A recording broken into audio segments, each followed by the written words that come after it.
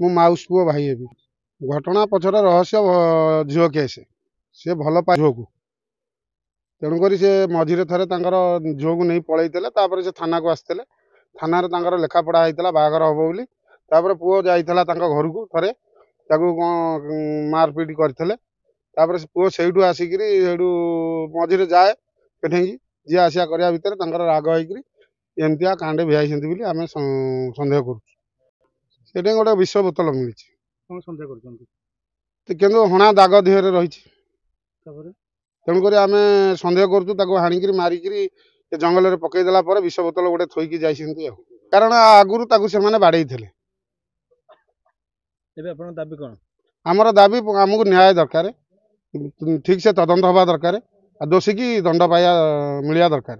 Police ଆସିଲା ପରେ ସେମାନେ ତାଙ୍କର ସାଇଣ୍ଟିଫିକ୍ ଟିମ୍ ଆସିଥିଲେ, କ୍ୟାମେରା ବାଲା ଆସିଥିଲେ, ପ୍ଲସ୍ ସେଠି ଯାଇ ଇନକ୍ୱାରି କରିକିରି ସବୁ ସିଜ୍ କରିଛନ୍ତି, ବଡ଼ି ଜବତ କରିଛନ୍ତି, ବିଷ ବୋତଲ ଜବତ କରିଛନ୍ତି, ଫଟୋ ଉଠେଇଛନ୍ତି।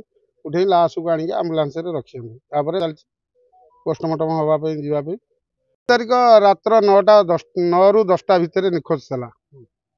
କାଲି ଆମର 4 ତାରିଖ ସନ୍ଧ୍ୟାବେଳେ ଖବର ମିଳିଲା ଯେ ଗୋଟେ କିଏ ଖବର କଲା ଆଉ ଗୋଟେ ଲାଶ ପଡ଼ିଛି, ଗନ୍ଧ ହେଉଛି।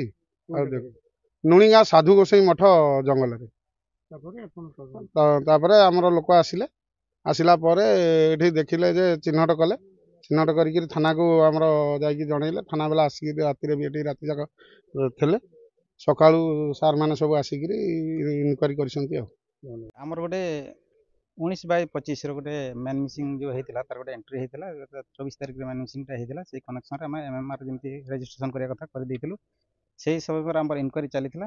କିନ୍ତୁ ଗତକାଲି ଗୋଟେ ଟ୍ରେସ୍ ହେଲା ପରେ ସେ ତାଙ୍କ ଘରୋଇ ଲୋକ, ତାଙ୍କର ମା ସୁରମା ସେନାପତି, ତାଙ୍କ ସ୍ୱାମୀ ହେଉଛି ପ୍ରସନ୍ନ ସେନାପତି, ଘର ହେଉଛି ପଦନା, ସିଏ ଗୋଟେ ରିପୋର୍ଟ ଦେଲେ ଯେ ତାଙ୍କ ପୁଅ ଗୋଟେ ଜଙ୍ଗଲ ଭିତରେ ତାକୁ ମାରି ଦେଇଛନ୍ତି ବୋଲିକି ଗୋଟେ ଅଭିଯୋଗ ହେଇଛି। ଏଇ କନେକ୍ସନରେ ଆମର ଗୋଟେ କେସ୍ ହେଇଛି। କେସ୍ ନମ୍ବର ହେଉଛି 85/25।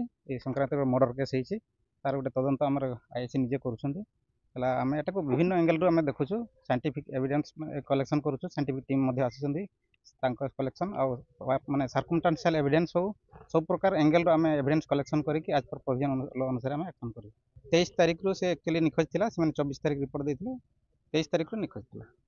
ସେ ତ ଆମେ PM ରିପୋର୍ଟ ପରେ ହିଁ ଜଣାପଡ଼ିବ ତାର କେଉଁ ଜାଗାରେ କ୍ଷତ ଅଛି, କ'ଣ ଅଛି। PM ରିପୋର୍ଟ ପରେ ଆକର୍ଡ଼ିଂଲି ଜଣାପଡ଼ିବ। କମ୍ପୋଜ ହେଇଯାଇଛି। ଏବେ ତାଙ୍କର ଅବସ୍ଥା ନଥିଲା, ଯେହେତୁ 9-10 ଦିନର ଡେଡ୍ ବଡ଼ି ଡିକମ୍ପୋଜ ଅବସ୍ଥା ଥିଲା। ତେଣୁ PM ରିପୋର୍ଟ ଆସିଲା ପରେ ହିଁ ତାର ଆକ୍ଚୁଆଲି କଜ୍ ଅଫ୍ ଡେଥ୍ଟା ଜଣାପଡ଼ିବ। ଇନଭେଷ୍ଟିଗେସନ୍ ତାକୁ ସବୁ ଏଙ୍ଗେଲରୁ ଦେଖିବା, କ'ଣ ଥିଲା, କ'ଣ ଆଫେୟାର୍ସ ଥିଲା, କ'ଣ ବିବାଦ ଥିଲା, ସବୁ ଏଙ୍ଗେଲରୁ ଆମେ ଦେଖିବା।